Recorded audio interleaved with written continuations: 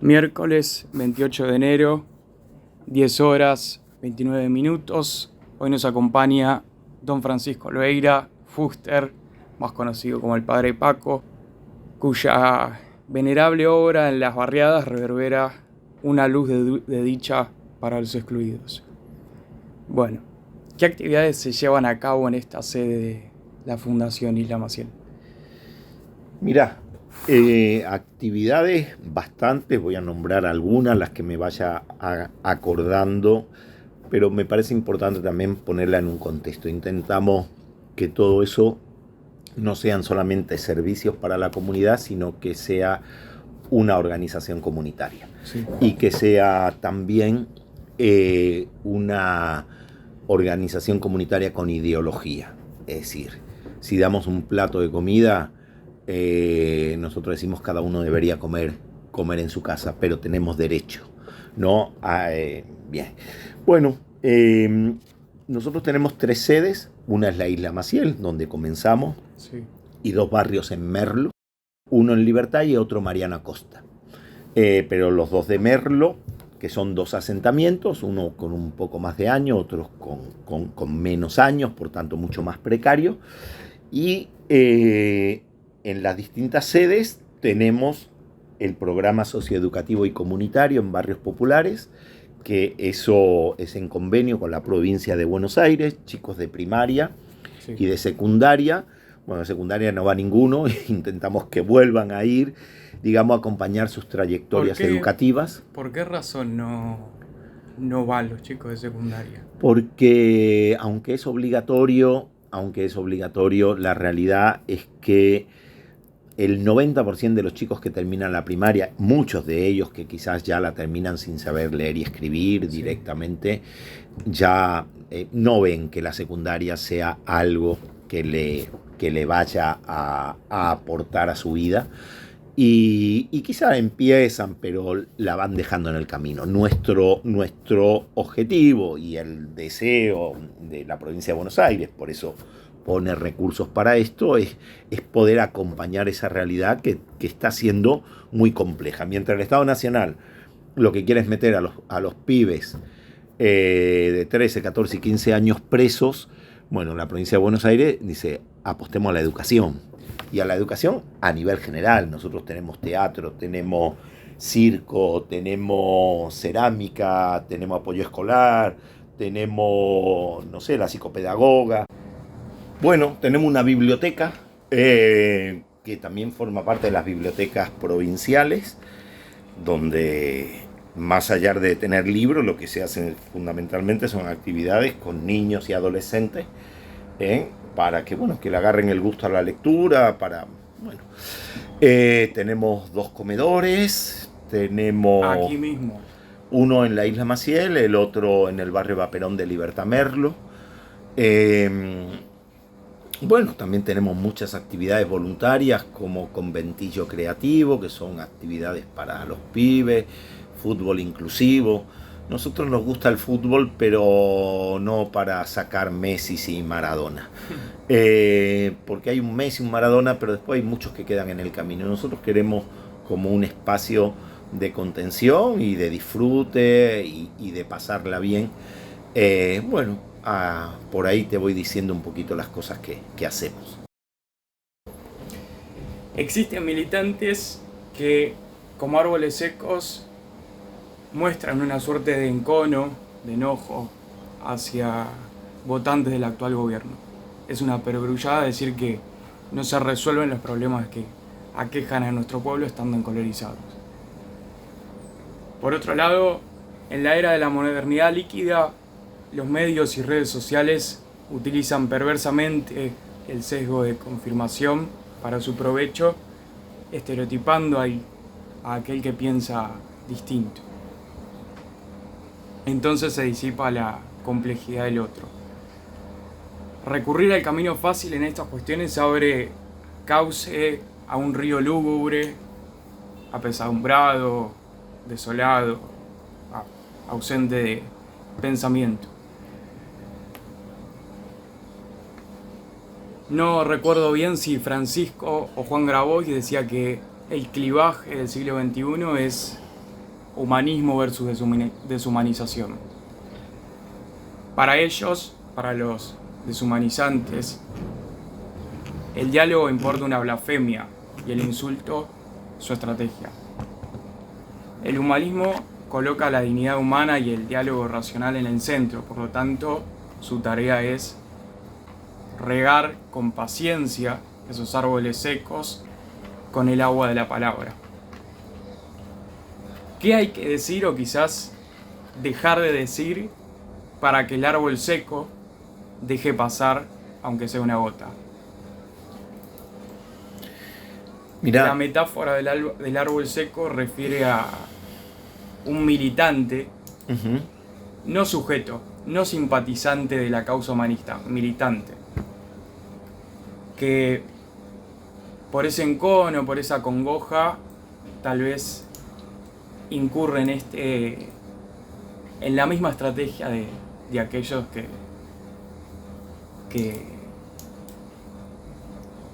que queremos combatir. Que queremos combatir, tal cual. Sí, mirá, hay un aspecto de Dios que no tenemos muchas veces en cuenta, pero que en el Antiguo Testamento está muy clara, e incluso en Jesús, que es lo que los biblistas de la teología de la liberación hablan de la ira de Dios. ¿Sí? Hay veces que Dios tiene ira por lo que le están haciendo a los pobres de su pueblo. Y ahí claramente dice, estoy con ellos para transformar esto. Ahora, no es lo único que nos muestra el Dios de la Biblia, el Dios de Jesús. Perdón. Está también ese Dios humano y sencillo del cual vos estás hablando, ese Dios humano y cercano, ese Dios que ve la ofrenda de la viuda, que era una monedita de $1, y ve la ofrenda del rico, que era $100,000, y dice, la viuda dio muchísimo más que el rico, porque el rico dio lo que le sobraba, la viuda lo que tenía para vivir. Entonces yo creo que hay que combinar las dos cosas. Ahí yo quiero dialogar sobre la baja de punibilidad, ¿sí? Ahora voy a luchar claramente para que no se dé, ¿no? Para que no se dé, porque tengo miles de razones para decir no es el camino. Es atacar las consecuencias y no atacar las causas. Es perseguir al eslabón más débil de la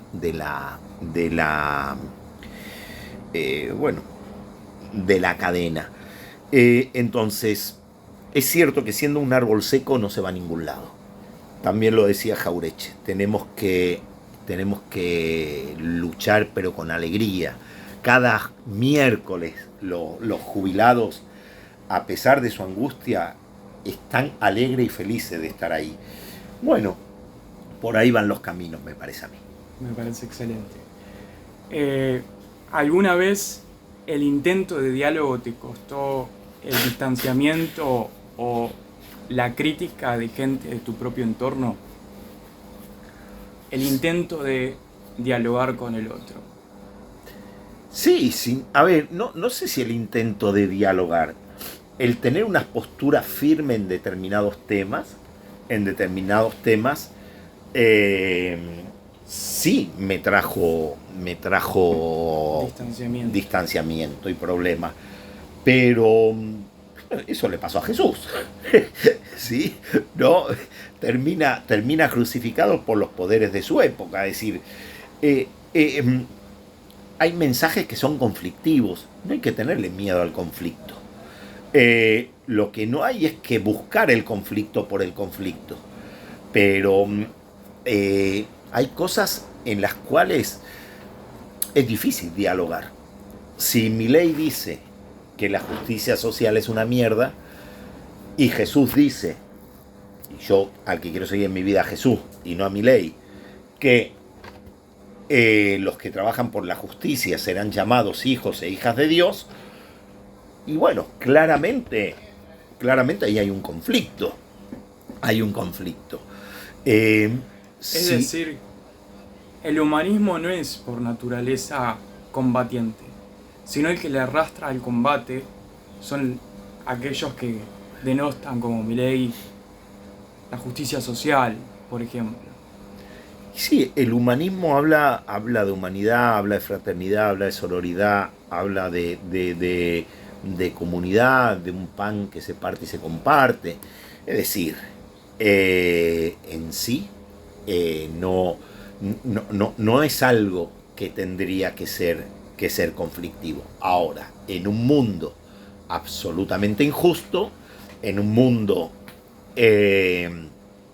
donde un 1% de la población tiene la riqueza del otro 99%, y claramente termina siendo una cuestión conflictiva. En el andar de los barrios hay momentos que nos marcan a fuego. Una derrota que fue maestra, un error que se volvió puente.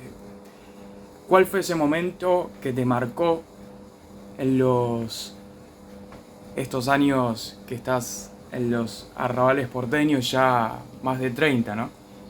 Más de 30, 38 años. 38 años. ¿Qué número? ¿Cuál fue ese momento que te marcó?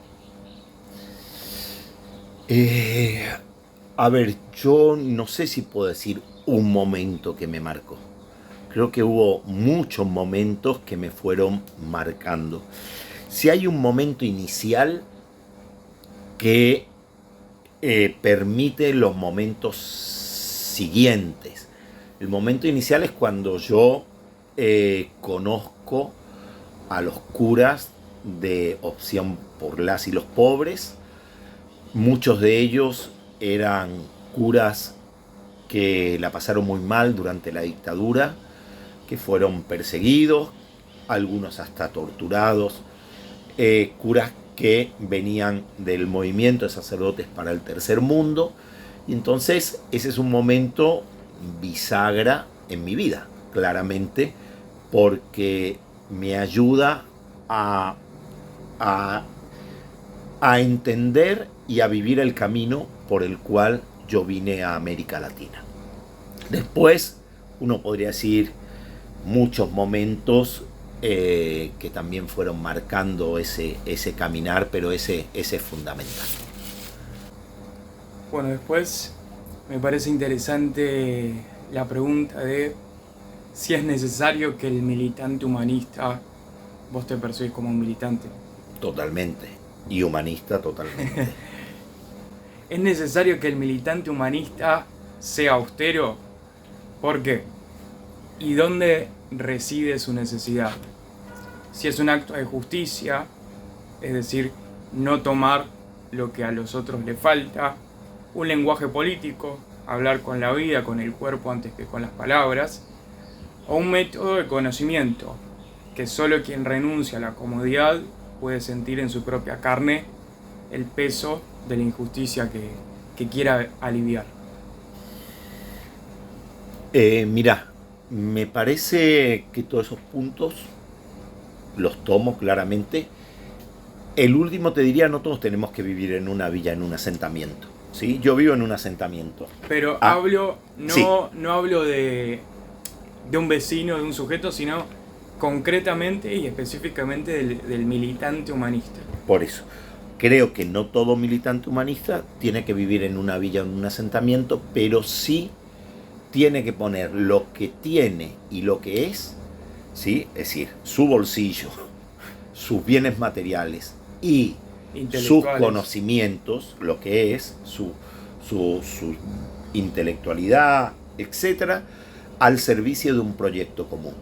Mirando desde los pobres. Cuando vos mirás desde los pobres, ves la realidad de una forma distinta. Es cierto que cuando vos además tenés la experiencia directa de pisar el barro, hay cosas que ves que otros quizás no ven. Te voy a poner un ejemplo muy concreto.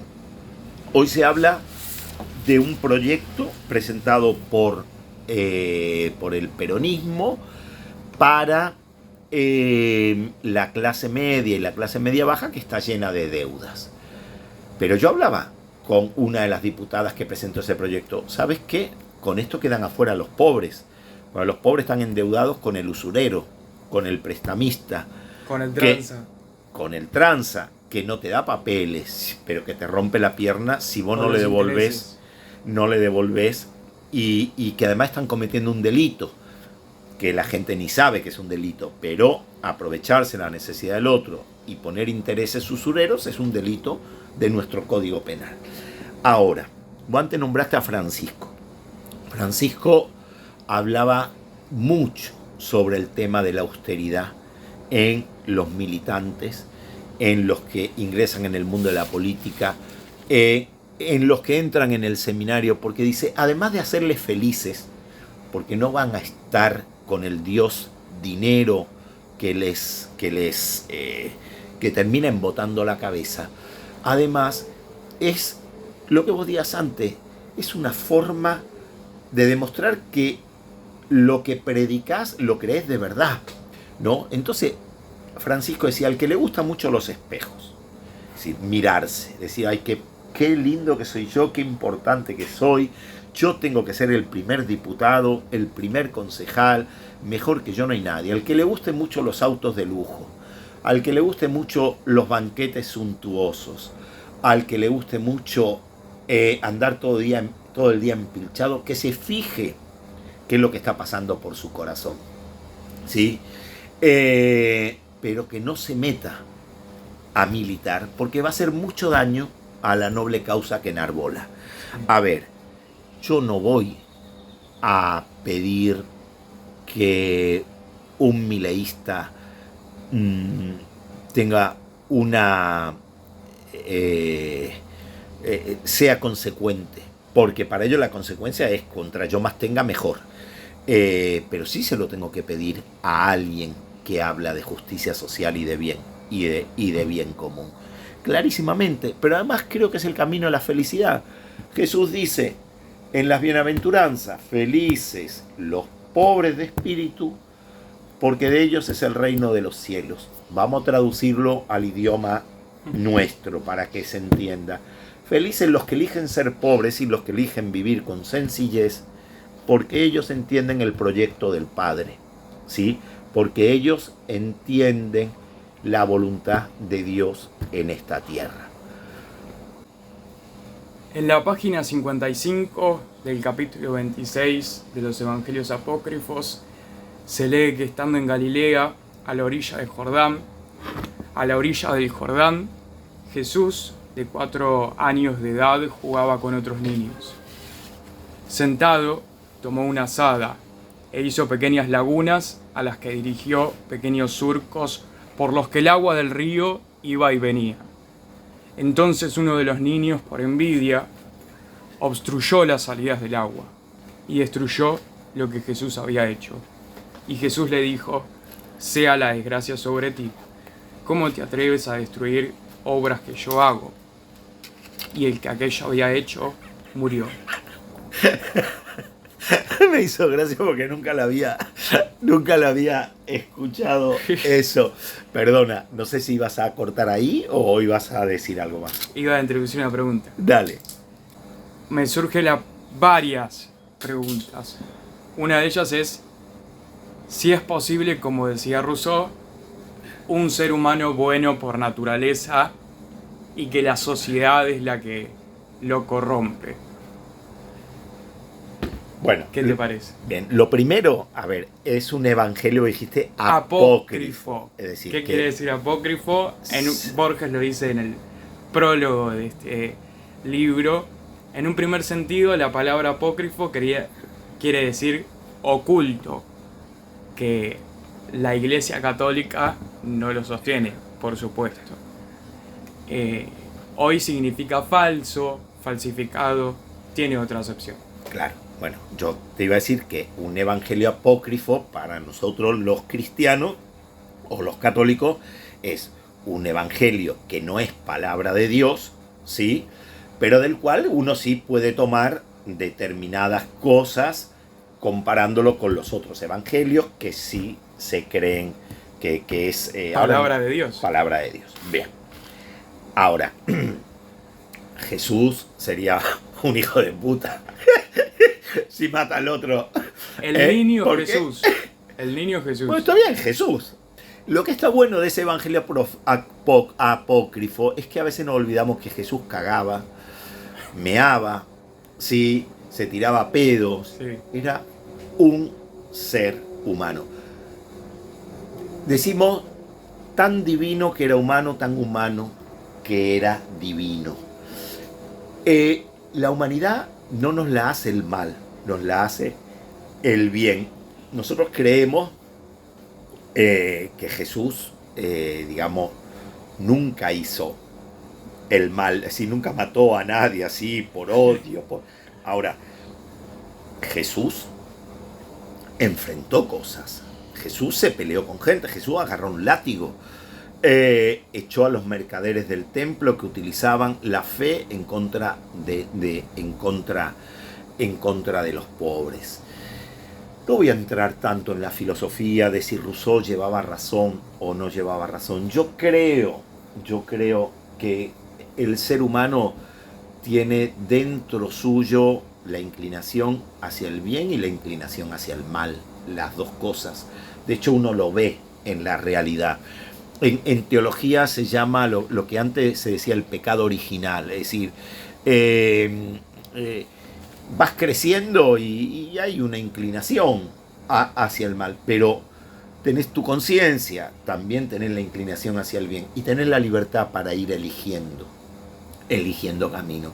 Lo que sí me queda claro es que Jesús se tiraba pedos, pero no hubiera matado a un niño porque hubiera hecho le hubiera ahí cortado la salida al agua. Pero que sí, a lo mejor Jesús alguna vez se enojó con otro compañerito de la infancia, y seguro, no sé si a lo mejor no peleó, qué sé yo. Sí, yo le interpreto, surge otra pregunta más allá de el binario bueno-malo, que es que es una crítica también a un poder persuadido que no está regulado por la razón y por el corazón, la compasión, sino por una convicción adamantina que el otro hizo el mal. Me viene a la mente nuestro actual presidente. Estamos ante una visión maniquea donde el mal debe ser exterminado y no redimido. Si tomamos otro sendero, como decías vos, nos topamos con un Jesús otro, con uno que come con pecadores y publicanos. La pregunta es, por supuesto que al ser apócrifo, la iglesia no lo sostiene, y sirve el relato como el micro relato como una metáfora. Tal vez de nosotros podría ser un espejo grotesco de la capacidad humana para esto, insisto, usar el poder tecnológico y social de manera infantil y destructiva, justificándolo con una superioridad moral. Esto que dice el actual tirano de la nación, de nosotros somos superiores moralmente. Quizás el milagro más grande no fue caminar sobre las aguas, sino haber aprendido a no ahogar a otros en las aguas. La última pregunta, bueno, muchas veces uno se plantea cuál es el fin de sus acciones. ¿Para qué haces lo que haces? ¿Para qué hago lo que hago? Creo que no podría hacer otra cosa porque es lo que da sentido a mi vida. ¿Sí? Creo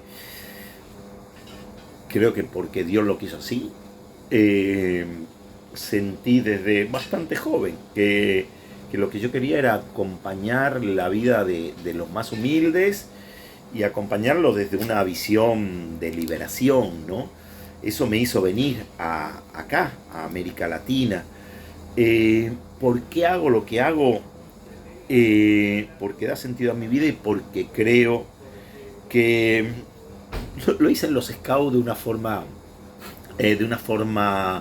que quizás sí pueda ser un poco ingenua, pero dejar este mundo mejor de como lo encontramos, ¿no?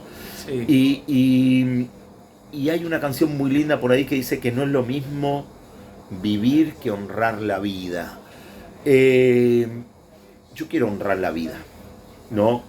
Y creo que uno honra la vida si trabaja porque tengamos una sociedad, un mundo que sea más justo, que sea más fraterno, que sea más solidario, ¿no? A ver, en este verano pudimos llevar a unas 10 familias en 2 turnos con sus hijos a que conozcan el mar. Cambiamos la historia y cambiamos el curso de los acontecimientos en la Argentina, y seguro que no. Sin embargo, yo creo que es un acto profundo de humanismo y profundo de peronismo, ¿sí? Esas familias, si no era por un montón que fuimos armando redes, seguramente estando tan cerquita se hubieran muerto sin conocer el mar. Hoy lo conocen. Seguramente a esa criatura nunca se le va a olvidar, y quizás mañana, cuando un día tenga que elegir si agarro un arma o si agarro un libro, a lo mejor diga no.